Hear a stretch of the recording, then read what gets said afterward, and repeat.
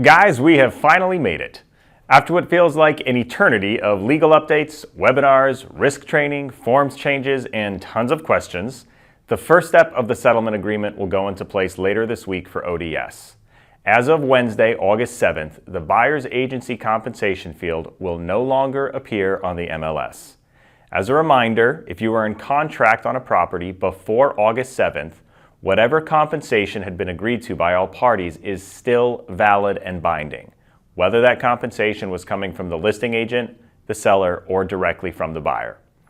There have been lots of training opportunities to help you better understand how commissions should be discussed and negotiated, many of which are available to view at your convenience through Oregon Realtors and RVAR. We're also working on a short-ish video with a brief overview of forms updates related to commissions, listing agreements, sale agreements, and the related addendums, and when and how to utilize each form.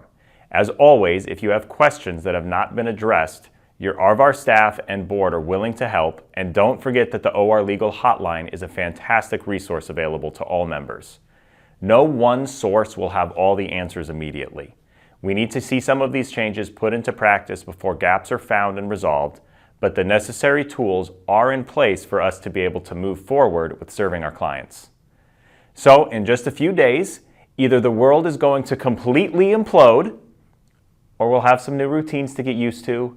Our conversations and negotiations with other agents will have some different elements, and we'll find that those who are willing to adapt will keep doing what we do best, which is advising our clients on the single largest investment most of them will ever make and helping them achieve their goals. I don't want to make too light of the changes.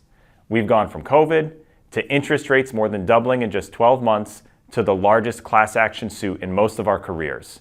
But I can honestly say I'm relieved to finally have an actionable change to make and to be able to start moving forward. Through the last 5 years, we've shown a tenacity and flexibility that has allowed us to adjust to everything that's been happening in our industry, and I don't think that's about to change. Despite the uncertainty we've been facing, our association and our members have stayed engaged and supportive. Our REPN committee had our third mixer of the year at Pub and Putt in Rogue River and had an amazing turnout. It was awesome to see so many of our Josephine County members able to make it, and the committee is going to continue to focus on mixing up the location of our mixers, no pun intended, so they feel accessible to all our members. Also, I am so dang happy to report that the Home Sweet Home dessert auction was a great success. We cannot say thank you enough to the whole team who worked so hard to put and keep that event together, and to everyone who came to support it. Final numbers aren't in yet, but the initial estimates indicate our proceeds were very similar to what we did last year. Considering we were on the verge of canceling the event just a week prior due to low ticket sales, a turnaround like that is impressive to say the least, and it shows how well our people can rally when the time comes. Lastly, I'll leave you with this. I was in Salem at the end of July for an Oregon Realtors Executive Committee meeting with leaders from around the state. Obviously, the settlement has been a focal point for a long time, but the rest of the world has not stood still while we process that. We discussed professionalism and training, the new draft wildfire hazard map, concerns with homeowners insurance, and other changes and challenges to the industry.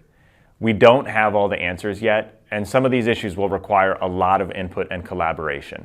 But you can rest assured that locally and beyond, you have people who are engaged, who are working towards tangible solutions, and who are fighting tirelessly to protect our clients and our businesses. Don't let yourselves get discouraged. We're going to keep pushing forward. I'll see you guys on August 8th and beyond, doing what we do.